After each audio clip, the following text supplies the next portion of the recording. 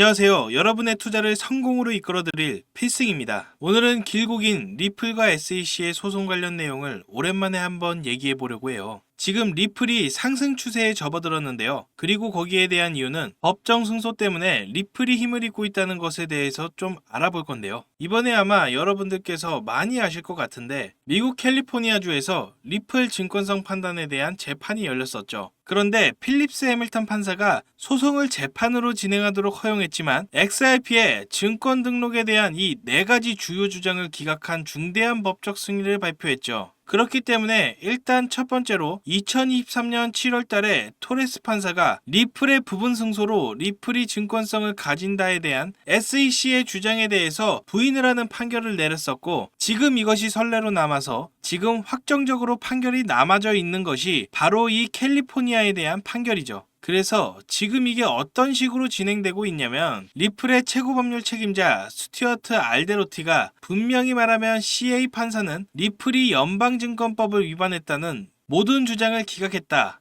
그렇기 때문에 우리는 증권이 아니다. 왜 자꾸 증권이라 그러냐. 그래서 XRP가 증권이 아니라는 뉴욕의 판결은 흔들리지 않았다. 그래서 증권이 아니라는 모양이 더욱더 견고해지고 있고, 이것이 의미하는 게 뭡니까? 리플이 현재 SEC랑 진행 중인 항소심에 관련해서도 리플은 증권이 아니게 될 판결을 받을 확률이 높습니다. 그렇기 때문에 지금 SEC가 취하고 있는 이 스탠스는 SEC와 리플 사이에 분명히 20억 달러의 벌금, 이게 하나로 따지면 거의 3조 원에 가까운 벌금을 2024년 3월 달에 요구를 했었지만, 지금은 그 합의금에 대한 스탠스가 굉장히 대폭 할인이 되었다. 그리고 그 대폭적인 할인이 바로 SEC가 1억 달러로 합의를 볼 것이라는 이 답변서가 제출되면서 거의 확실시되고 있는 분위기죠. 그래서 당초 SEC가 요구했던 20억 달러에서 리플의 합의금이 1억 달러로 거의 20배 가까이 줄어들게 된다 하면 당연히 1억 달러 정도는 낼만하죠. 그리고 이것이 의미 있는 것 자체가 SEC에서도 현실 부정 비슷한 걸 했었지만 이제는 대세를 받아들이겠다는 스탠스로 접어들지 않았나 생각해 볼 수가 있는 부분입니다. 그리고 추가적으로 어떤 것들이 있습니까?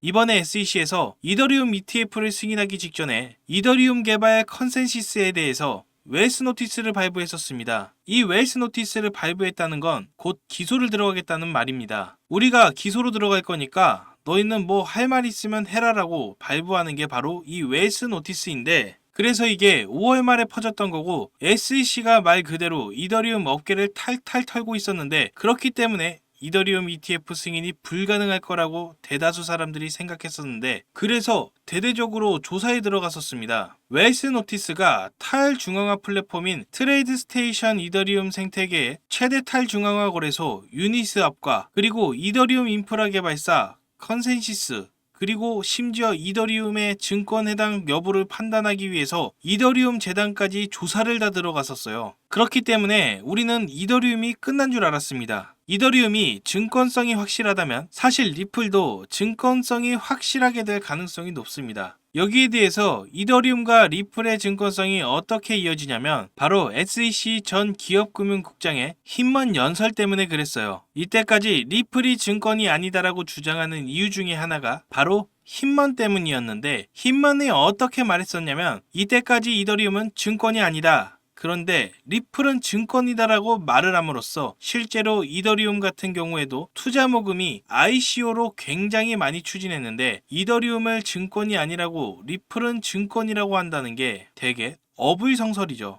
그런데 SEC에서 이더리움을 증권으로 본다면 당연히 리플도 증권으로 볼 수밖에 없기 때문에 SEC에서 대대적으로 이더리움 증권성에 대해 조사를 했다는 말은 당연히 리플도 안전하지 않다는 말이었어요. 근데 어떤 일이 벌어졌습니까? 이더리움 증권성 여부에 대해서 조사하고 나서 SEC는 갑자기 이더리움 ETF를 승인해버리죠. 미국 SEC에서 이더리움 2.0에 대한 조사를 종료했다. 너네들은 증권이 아니다라고 뜬금없는 결론을 내버렸습니다. 이게 리플에는 분명히 호재라는 거죠. 왜 그렇습니까? 리플도 지금 분명히 증권성 여부에 대해서 조사를 받고 있고, 조사를 받는 거를 넘어서 이미 리플이 1차적으로 부분 승소를 했는데도 불구하고 SEC에서 계속 공격이 들어오고 있는데, 그런데 그런 SEC에서 이더리움은 증권이 아니다, 그러면 리플도 증권이 아니게 될 확률이 굉장히 높다는 겁니다. 그렇기 때문에 합의금을 20억 달러에서 1억 달러로 낮춘 것이겠고, 그리고 우리가 여기에서 또 생각해봐야 될 거,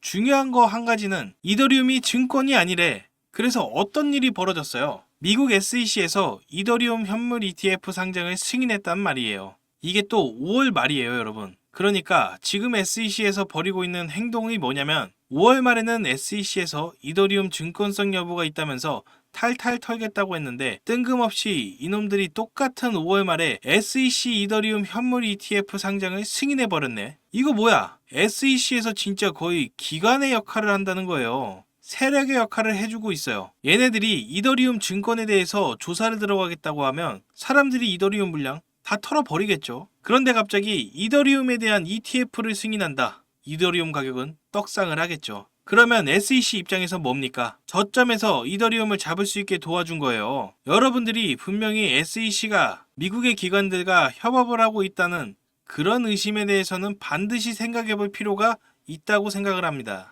요새 리플 CEO가 직접적으로 XRP ETF에 대해서 말을 꺼내고 있는데요. 이때까지는 XRP ETF에 대한 대답을 회피해 왔습니다. 그런데 이제는 6월 달부터 XRP ETF가 나올 것이다. 대선 이후에 암호화폐 규제 진전이 가시화될 것이다. 그리고 암호화폐 시장이 5조 달러를 향해 갈 건데 XRP ETF는 불가피하다. 우리는 XRP ETF를 출시할 거라는 소리죠. 그리고 또다시 말합니다. 리플 ETF가 2025년에 나올 것이다. 이 시기가 언제입니까? SEC가 이더리움 현물 ETF 상장을 승인하고 나와서 바로 직후에 XRP ETF가 나오고 있다는 소리입니다. 신기한 게 또 이 시기는 언제부터입니까? 이건 SEC가 합의금을 20억 달러에서 1억 달러로 요구했다라는 말이 나오자마자 이런 계획들이 나오고 있었다는 겁니다. 이더리움 증권성 여부 조사하겠다. 그리고 ETF 승인을 5월 말에 진행했어요. 그리고 6월 초에는 이더리움 증권성 여부를 진행하지 않겠다. 이더리움은 증권이 아니라는 말을 6월 초에 했습니다. 자, 리플 뭐예요? 5월 말까지는 야 벌금 20억 달러 내. 그런데 또 SEC에서는 아니야 6월 달에는 야 벌금 1억 달러 내. 그러고 나서 6월 초에 어떤 말이 나옵니까? XRP ETF에 대한 말이 나오고 있어요. 이더리움과 리플에 대한 행보가 똑같습니다. 그 중심에는 바로 이 SEC가 있고 이 SEC는요.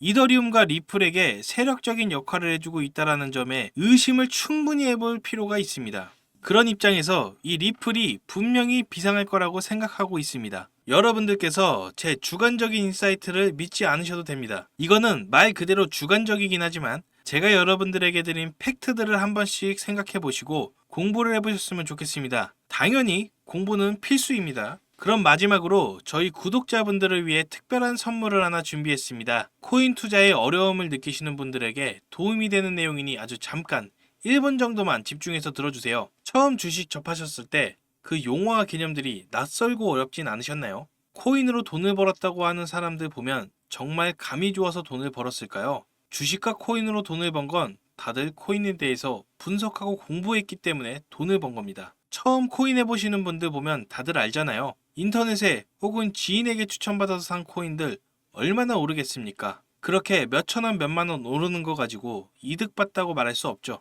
큰 수익을 번 사람들은 다 공부했기 때문에 좋은 정보를 셀렉해서 수익이 난 겁니다. 코인 이론 솔직히 공부하기 어렵죠. 유튜브에 있는 무료 강의나 외부 유료 강의 듣자 하니 딴소리 하거나 공부방에 초대하거나 혹은 어려운 말만 많이 하죠.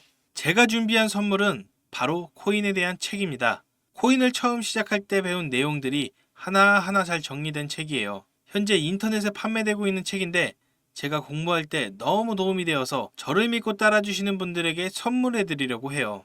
저희 구독자분들의 투자에 조금이라도 도움이 되고 싶습니다. 지금 보이는 화면처럼 010-4351-1702 이쪽으로 전략이라고 문자를 보내주시면 구독자인 것 확인되는 즉시 바로 책 배송 도와드리겠습니다. 제가 왜 사비까지 투자하면서 책을 보내주냐 하시는 분들에게 미리 답을 드리자면 저도 다 구독자분들의 마음을 알기 때문에 보내드리는 거예요. 홀더분들 오락가락하는 차트 보면서 싱숭생숭 하시죠? 다 저도 그랬습니다. 잠깐의 하락세에도 불안하고 힘들었던 저를 알기 때문에 도와드리려고 하는 거예요. 한번 책 읽어보시면 제가 왜 선물하려고 하는지 아실 거예요. 의지만 있다면 암호화폐 투자 전문가의 전략과 노하우를 쉽게 배워볼 수 있습니다. 공부해보고 싶으신 분 010-4351-1702 이쪽으로 전략이라고 문자를 보내주시면 책 발송 도와드리겠습니다. 제 마음과 노력이 구독자분들께 닿았길 바라며 채널 구독과 좋아요 그리고 알람 설정까지 부탁드리며 앞으로도 제 채널 많이 사랑해주셨으면 좋겠습니다. 지금까지 시청해주셔서 감사합니다. 필승이었습니다.